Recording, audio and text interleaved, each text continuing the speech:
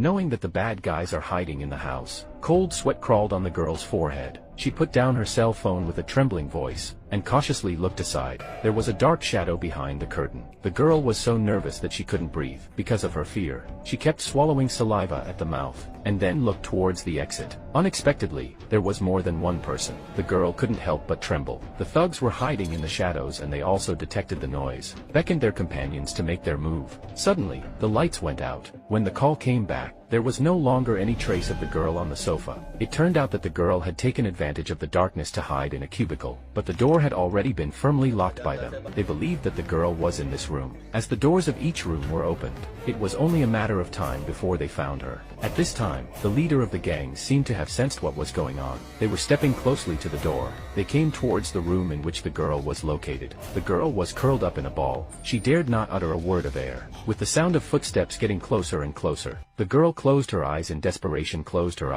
Just when she was about to resign herself to her fate, the doorbell rang at this time. Why, here it is, the voice of the boyfriend. The girl, as if she had been given a new lease of life, excited at a loss for words. When the knock on the door came again, suddenly thought that the cell phone is not in their pockets. But the girl called over and over again, but there is no one to answer the answer. The ridiculous thing is that the boyfriend was holding a flower, but the phone was left in the car by him. He knocked on the door several times to no avail and then went away. Listen to the elevator sound in the hallway of her boyfriend's departure. The girl, thoroughly hearing the sound of the elevator in the hallway of the boyfriend's departure. The girl was completely desperate. The robbers heard no movement outside the door. Also stepped up the search. The girl was not willing to wait for death. Again looked out the window, ready to check the situation outside. Unexpectedly, the man suddenly turned his head. He seemed to have found the general, straight over. At this time, the hand stopped him. It turned out to be a secret passage. They quickly chased them downstairs. The girl finally breathed a sigh of relief. However, it was not coincidental. At this time, her boyfriend found her missed call, and the thugs, who hadn't gone far,